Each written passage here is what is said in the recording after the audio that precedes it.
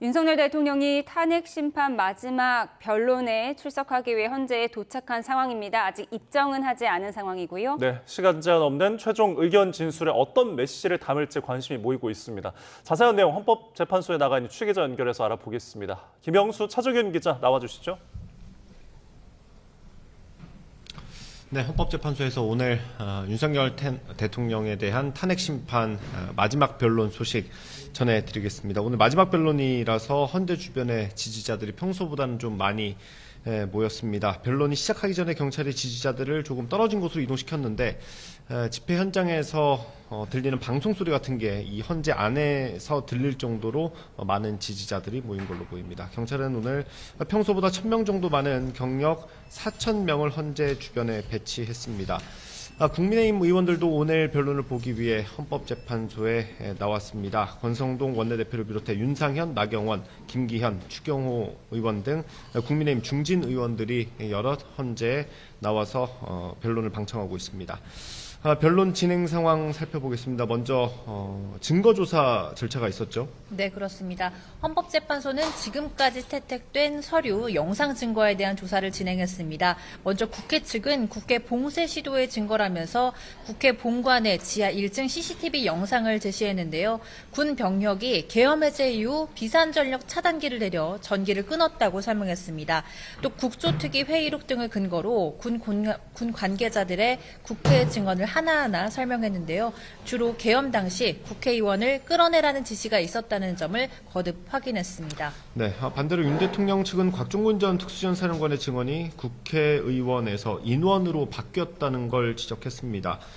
민주당 의원과 대화하는 과정에서 진술이 변경된 거라면서 문맥상 빼내라고 했던 건 의원이 아니라 특전사 요원이었다라는 점을 재차 강조했습니다.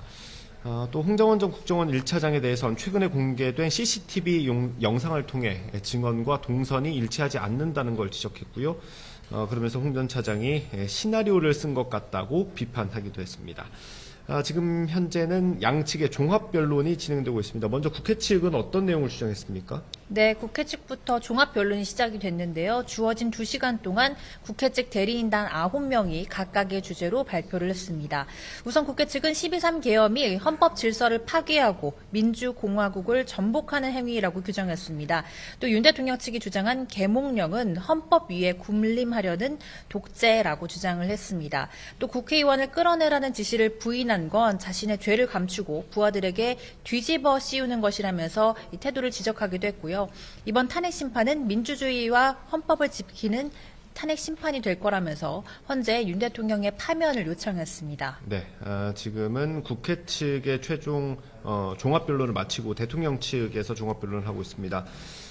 가장 먼저 대통령이 계엄을 선포하게 된 배경으로 민주당의 폭거를 내세웠습니다. 경제와 민생을 위한 법안들이 야당 반대로 국회를 통과하지 못했다고 강조했고요.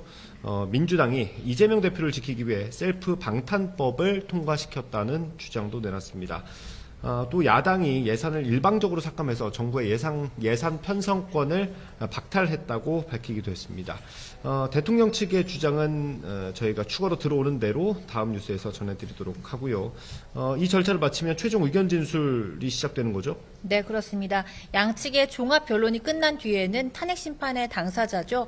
정청래 국회 탄핵소추위원과 윤 대통령으로부터 최종 의견 진술을 듣는 절차가 진행이 됩니다.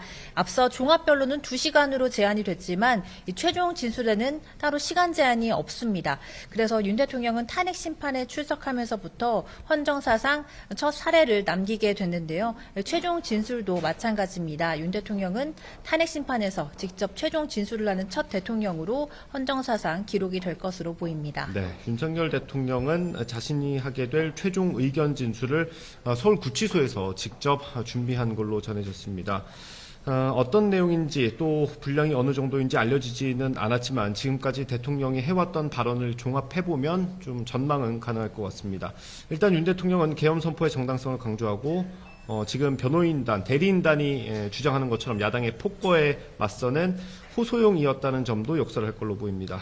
또 국회의원을 끌어내라거나 체포하라는 지시가 없었고 이 모든 게 공작의 결과라는 걸 거듭 주장할 가능성도 있어 보입니다. 탄핵 심판의 쟁점 관련된 것 말고도 정치적인 메시지가 나올 수도 있지 않습니까? 네, 그렇습니다. 윤 대통령의 메시지에 어떤 내용이 담길지도 주목이 됐는데요. 헌재에서의 최종 진술이지만 이 화면이 모두 공개되는 만큼 대국민 메시지라고 해도 과언이 아닐 것 같습니다.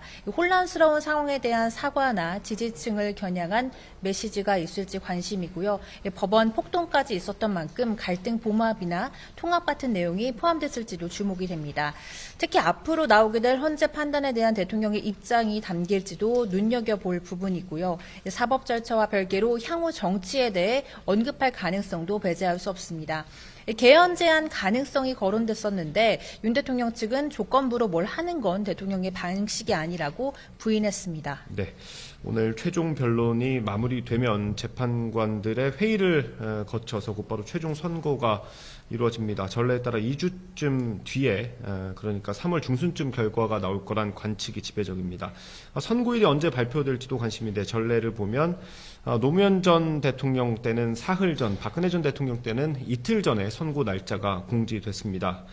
이렇게 사전에 공지하는 게 규정으로 있는 건 아니지만 전례에 비춰보면 윤 대통령 사건 선고 일자도 이틀이나 사흘 전쯤 확정돼서 공지가 될 걸로 예상됩니다.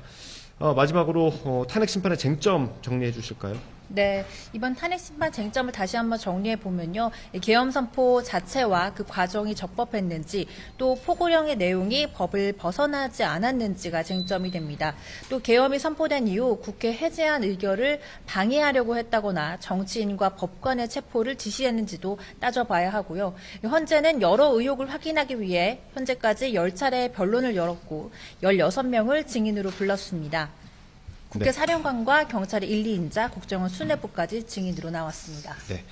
현재 대통령 측에서 종합 변론을 진행하고 있습니다. 이 내용은 저희가 조금 더 정리가 되는 대로 다시 전해드리도록 하겠습니다. 지금까지 헌법재판소에서 전해드렸고요. 상암동 스튜디오 나와주십시오.